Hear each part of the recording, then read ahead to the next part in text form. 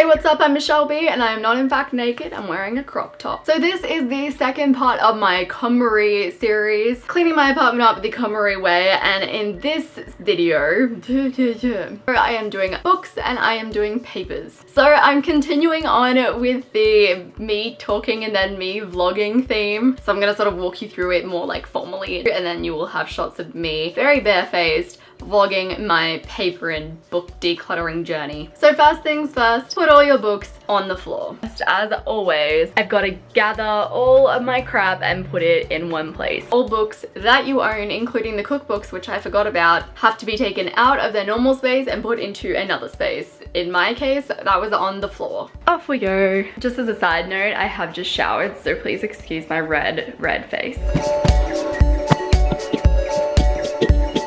These books have only just been transferred from my parents' house to here, and also I accidentally threw out like 2 bags of the books because I was donating some and then like Luke ended up picking up the wrong bags. Honestly, I'm thinking I should throw them all out. I know some people are like really mega attached to physical books, but to me, I'm like, I don't care. I can take books in any form, but I'm like, dude, like if I haven't used my books in a year, they're not obviously bringing me that much joy, then obviously that useful. I might just go through them all like one by one and, you know, ask, does this spark joy, and see how we go. So if you have an excessive amount of books, you can sort them into categories. So Konmari recommends general, practical, visual, and magazines, which to me, I don't know, that's kind of fluffy. Luckily, I didn't have so many books, so I just did them all sort of in the one go.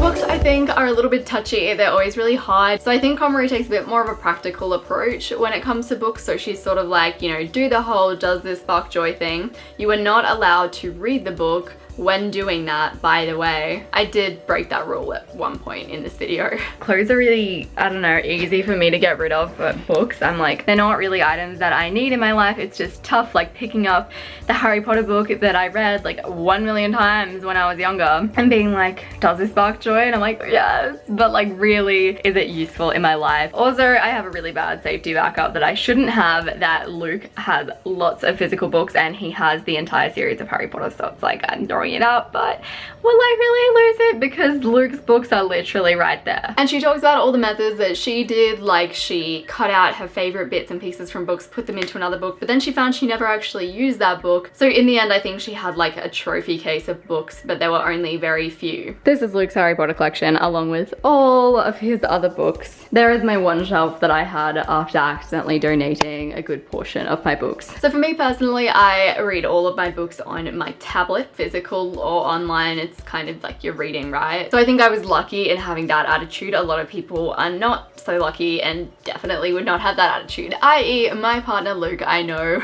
when I suggested decluttering some of his books, I was met with just like rage. Things that are not happening. Luke decluttering his book collection. I don't think there was a need to keep any of them. I ended up getting rid of all of my books, and some people will find that radical, but that's just what my personal preference is. Konmari also specifies that having fewer books really increases the impact of the information that you do read, and emphasizes the fact that if you have a book that's been sitting around that you've like been meaning to read for so long, and I have plenty, should I say. She says that the moment that you encounter a book should be the time to read it. And if you've had a book sitting in a shelf for like years that you just haven't touched, don't keep them, because why should you? If you haven't done it now, will you do it in the future? And maybe you will get the urge in the future to read it, but you can always just download it, borrow it from the library, whatever's your preference. So one thing that I forgot about was cookbooks, and I've just gone through all of my cookbooks. They're in my kitchen, and pretty much threw all of them out. I just took pictures of the like recipes that I actually use, which are not many,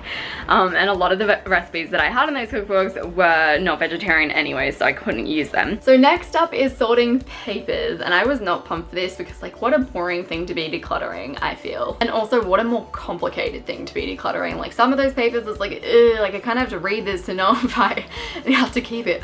Reading. So Konmari's rule of thumb is discard everything when it comes to papers. There's no real papers that you need unless it's needed for a limited period of time or required indefinitely. So I'm thinking that's things like birth certificates. There's things that you think you need, like credit card statements or bank statements, and it's like you don't really need them and you should be opting to get them online. So this little filing drawer is where I'm keeping all of my manuals and like papers and stuff. She's also big on throwing out all of your manuals, and I kept all of my manuals for everything new that I bought because I'm a sad human being. There's always like this underlying concern, like, have I actually got everything? And I feel like as I go along, like, these very broad categories don't really encase absolutely everything. Like, this is paper, but I have all this craft stuff that I own. I'm like, do I include my crafty paper in this paper section? Because it seems like it's more for like manuals and letters and stuff.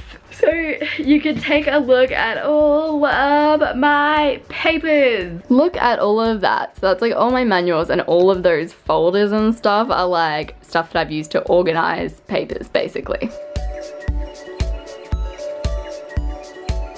And as for the warranties, put them all in a clear file that's easy to access, and put them all together so that way when you're going through them to find something should you need it in future, you can be like, oh hey, don't need that anymore, that warranty's expired. So what used to be this has now turned into this.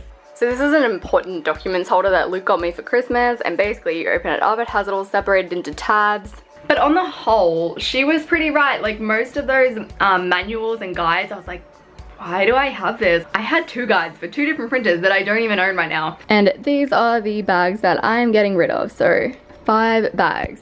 So that is it for the second part of my Konmari journey. There's still so much more to go. If you haven't seen the first part of this, I will link it down below. It's all about me sorting my clothing. Honestly, doing this, and you might have picked up that vibe in the vlog, I was pretty exhausted already. I just didn't get a good sleep. But on the overall, I feel so much better. I got rid of, what, I think it was like 5, 6, some 6-ish bags of stuff. So I finished my paper and book clearing out, and I feel freaking exhausted, to be honest. I think I woke up feeling kind of exhausted, and just doing that like took the life out of me. In saying that, I am so pumped that it's done. Like, I am just so glad to be progressing in this. I felt like I lost like a bit of momentum after doing the clothing clear out, and then like just so much time went by and I didn't get to do anything because I was like, I don't have time to do this. And then Australia Day came up. It's Australia Day today. This is how I'm celebrating.